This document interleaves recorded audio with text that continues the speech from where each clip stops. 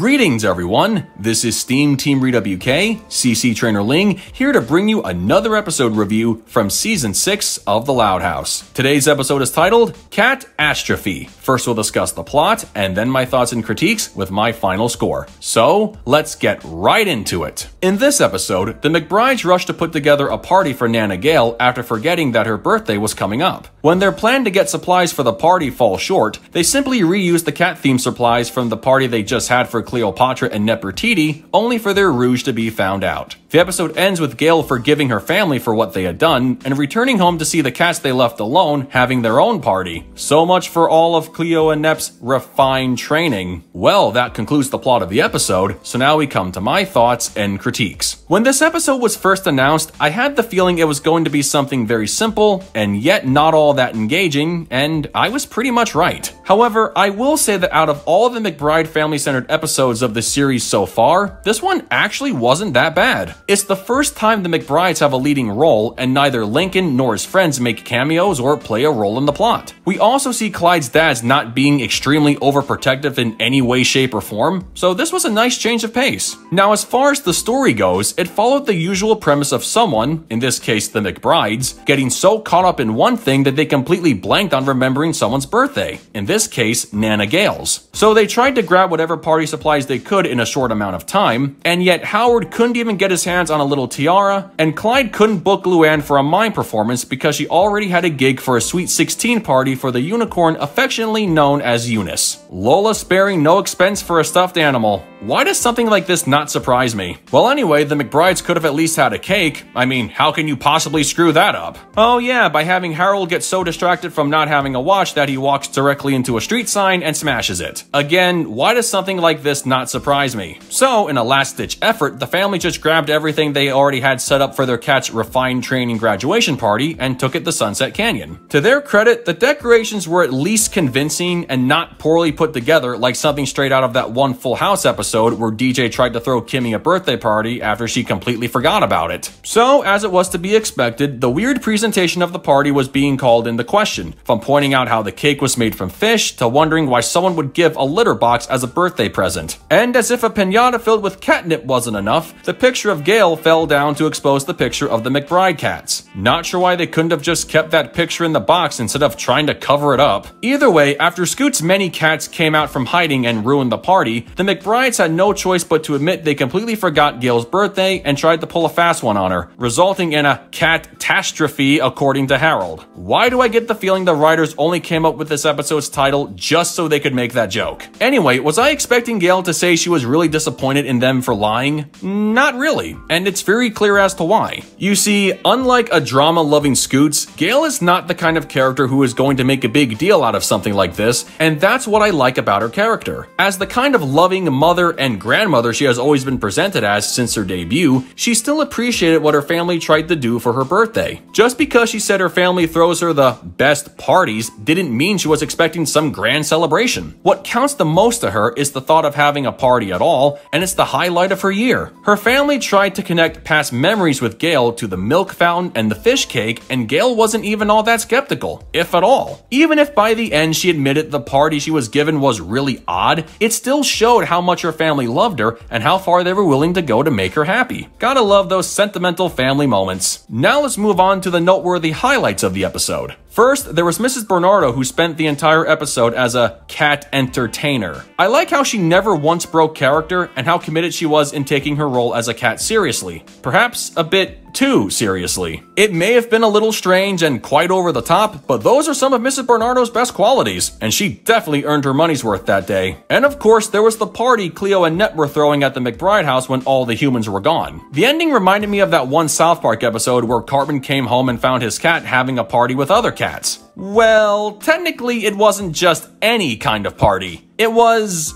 well, it's better if you just watch the episode for yourself. But besides that, the ending taught us two important lessons that go hand in hand. 1. Never leave cats home alone, and 2. Never put too much faith in the idea of refined pet training. Everyone knows that once the humans are away, the cats will play. Well, technically they'll form a conga line, but you see what I mean. Overall, this McBride family-specific episode was as generic as the forgetful birthday plot can go. It's not so much terrible or disappointing, but I would say it's very unmemorable in the long run, and as predictable as you would expect. The characters, especially Gayle, were written sufficiently well, the story was just okay at best, and Mrs. Bernardo and the cat party were the only two things that really stood out. I honestly don't know what else to say other than it was just another episode to add to the list, and unless you're a fan of Clyde and the rest of the McBride family, this is one of those episodes that's just there, and that's pretty much all there is to it. With that said, I give Cat-astrophe a 7 out of 10. Well folks, that concludes my review of Cat-astrophe. Before I go, there's one more thing about the episode that got me thinking. Scoots was hiding multiple cats in her room, and the rule is only one pet per resident. So does this technically make Scoots a crazy cat lady? Better yet, this would have been the perfect opportunity for Gayle's dog Bingo to make another appearance and start chasing down all those cats during the party. I mean, with that many cats and a dog's strong sense of smell, how could these cats have not been discovered sooner? Then again, this series takes place in a world where cats can play instruments, so perhaps there are some questions that will never be answered, but one can always wonder. So, as far as this episode goes, what did you guys think of it? Love it? Hate it? Something you would add? Change? Keep it as it is? Let me know in the comments below, and make sure to subscribe to this channel for the latest Loud House content. That's going to do it for me. I'll catch you guys for the next video, but until then, this is SteamTeamRedubUK, CC Trainor-Ling, signing off. Peace out, home slices.